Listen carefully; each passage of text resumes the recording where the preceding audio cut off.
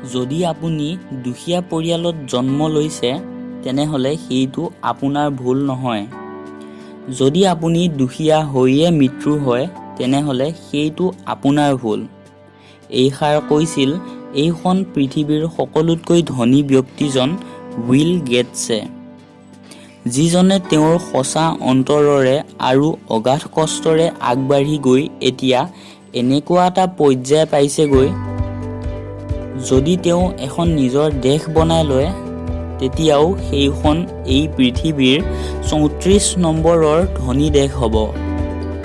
বিল গেটছে প্ৰত্যেক দিনে প্ৰায় 102 কোটি টকা ইনকম কৰে আৰু কোৱা হয় বিল গেটছে যদি গোটেই পৃথিৱীৰ প্ৰত্যেকজন ব্যক্তিক নিজৰ সম্পত্তিৰ সমানে ভগাই দিয়ে তেন্তে প্ৰতিজন ব্যক্তিয়ে ভাগত প্ৰায় 5,000 টকাকৈ পাব। উইল গেটছৰ বাস্তৱিক নাম উইলিয়াম হেনৰী গেটছ। তেওঁৰ জন্ম 28 অক্টোবৰত 1955 চনৰ ৱাশ্বিংটনত হৈছিল। উইল গেটছৰ দেউতাকৰ নাম আছিল উইলিয়াম এইচ গেটছ, যিজন এজন প্ৰসিদ্ধ উকিল আছিল। তেওঁৰ মা-দেউতাকে তেওঁৰ কেৰিয়াৰ লোড গঢ়ি তোলাৰ সপোন দেখিছিল, কিন্তু উইলৰ সৰুৰ পৰাই কম্পিউটাৰ আৰু তাৰ প্ৰগ্ৰামিং ভাষাৰ ওপৰত ৰুচি বহুত আছিল। তেওঁৰ প্ৰাৰম্ভিক শিক্ষা লেকচাইড স্কুলত হৈছিল। লেকচাইড স্কুলত শিক্ষাৰ্থীসকলক কম্পিউটাৰ শিকোৱা হয় আৰু শিক্ষাৰ্থীসকলে বেছিকৈ শিকিবলৈ স্কুলৰ পৰা কম্পিউটাৰ এটা দিয়া হ'ল, যাৰ ফলত উইল গেটছৰ কম্পিউটাৰৰ ওপৰত ৰুচি আৰু বাঢ়ি গ'ল। উইল গেটছৰ কম্পিউটাৰৰ শিকাতকৈ সেইটো কেনেকৈ কাম কৰে এইটো জানিবলৈহে আগ্ৰহী হৈ থাকিছিল। কেইবছৰমান কম্পিউটাৰৰ ওপৰত শিক্ষাপ্ৰাপ্ত হৈ যোৱাৰ পাছত তেওঁ 13 বছৰ বয়সত বেছিক কম্পিউটাৰ ভাষাত এটা টিক-টাক-টো নামৰ এটা প্ৰগ্ৰাম বনাই পেলালে, যিটো এক প্ৰকাৰৰ গেম হয়। ইয়াত আচৰিত হ'ব লগা এইটোৱে আছিল সেইটো গেম কম্পিউটাৰৰ লগত খেলিব পাৰিছিল, মানে সেইটো গেম খেলিবলৈ দুজন ব্যক্তিৰ প্ৰয়োজন নাছিল। স্কুলৰ সময়তে তেওঁ লগ পাইছিল পল এলনক। পল এলন তেওঁতকৈ 2 বছৰ ছিনিয়ৰ আছিল। নিজৰ কম্পিউটাৰৰ ওপৰত থকা ধাৰণা আৰু মন্তব্য একেই আছিল বাবে দুয়োজন ভাল বন্ধু হৈ গ'ল। কিন্তু দুয়োজনৰ স্বভাৱবোৰ অলপো মিল নপৰিছিল। পল এলন বহুত শান্ত আৰু লাজকুৰীয়া স্বভাৱৰ আছিল, কিন্তু উইল গেটছ তেওঁৰ বিপৰীত চঞ্চল স্বভাৱৰ আছিল।